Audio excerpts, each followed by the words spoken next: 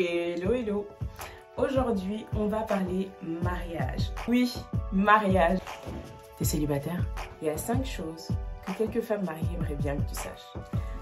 C'est toujours mieux de savoir dans quoi on s'engage, non? Ah, tu es déjà en couple? Encore mieux. Comme ça, tu vas pouvoir réaliser que tu n'étais pas toute seule à avoir vécu une petite désillusion. Convaincu ou pas? Bon, je vous laisse encore le générique, histoire que vous puissiez vous décider et on continue avec la suite de la vidéo.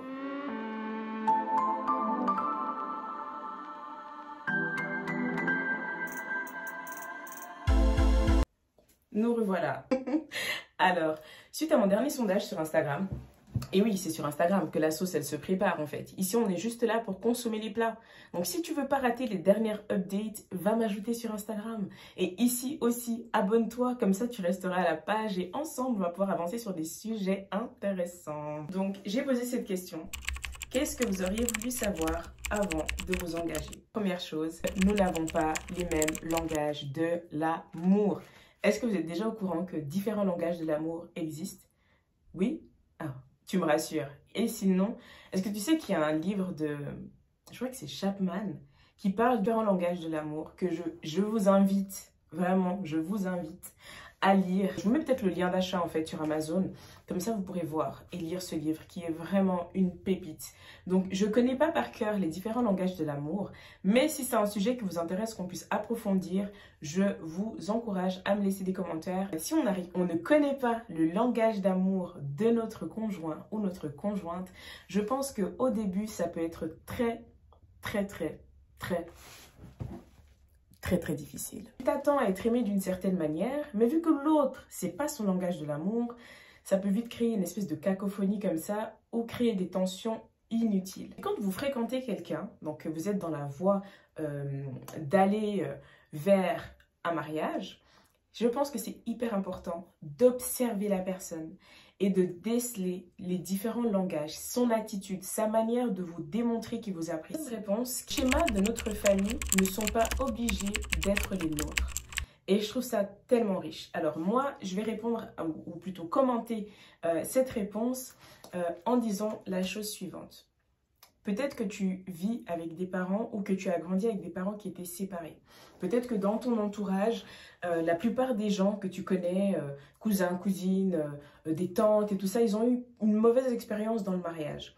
Que cela ne t'influence pas, ne pars pas avec la défaite. Chaque histoire est différente. Les parents ont leur histoire de vie. Ton histoire de vie à toi, Dieu veut la tracer. Dieu a un projet pour toi et je sais avec conviction que le projet qu'il a pour toi est un projet de bonheur et non de malheur. Si tu es déjà dans un mariage et que tu te mets des freins ou que tu agis d'une certaine manière en pensant que oui, je suis obligée d'être comme ça avec mon mari parce que j'ai pas envie en fait qu'il reproduise ce que mon père a reproduit avec ma mère, j'aimerais te dire que ton mari n'est pas ton père. Vis ce que tu as à vivre avec l'homme que Dieu a mis à tes côtés, en fait. Donc, j'aimerais vraiment encourager une personne, peut-être qui est déjà dans le mariage et qui vit des difficultés, ou qui a peur d'entrer dans le mariage, justement, à cause d'erreurs passées. J'aimerais te dire qu'il y a du nouveau, il peut y avoir du nouveau, et tu peux encore arriver à réussir et à passer outre les échecs du passé. Troisième point, c'est tout à fait normal de ne pas être tous les jours active. Il n'y a strictement rien d'anormal à ça. Quatrième réponse. J'ai beaucoup aimé cette réponse. Rien n'est acquis. Il faut y mettre du sien tous les jours. Donc, je vous vois déjà venir. Vous allez me dire, oui, mais les hommes aussi. Non, là, on est entre nous, on est en train d'échanger. Ok? Donc, soyons vrais, soyons clairs, soyons cash. Le mariage, c'est un long chemin. On peut commencer aujourd'hui, on ne sait pas à quel moment tu vas nous reprendre sur Terre. L'idée, bien sûr, étant de rester marié et pas de se marier pour se séparer. Donc, on part du principe que une fois qu'on s'engage, c'est tous les jours qu'on doit cultiver l'amour. Donc, avant de s'engager, c'est hyper important de comprendre qu'on s'engage dans un travail quotidien. Les choses, on va dire, ça va de soi. Mais je veux vous dire que quand on est marié, il y a des choses qu'on oublie. On se dit plus, ça va de soi. C'est genre, non, on est marié, l'autre me doit ci, l'autre me doit ça, il me doit le respect, il me doit ci, il me doit ça. Mais en fait, c'est mutuel. La vidéo touche à sa fin. Je te remercie d'être resté jusqu'à maintenant.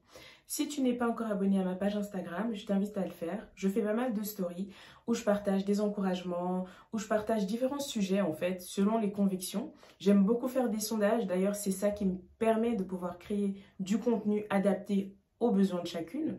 Et puis, si tu veux pouvoir voir différentes vidéos pour te permettre de te préparer, pour te permettre de t'améliorer ou juste de réaliser qu'en fait, on est un peu toutes dans le même bateau et qu'on vit plus ou moins toutes les mêmes choses à différents stades de nos vies, eh ben, reste connecté à la chaîne, abonne-toi. Merci et à la prochaine!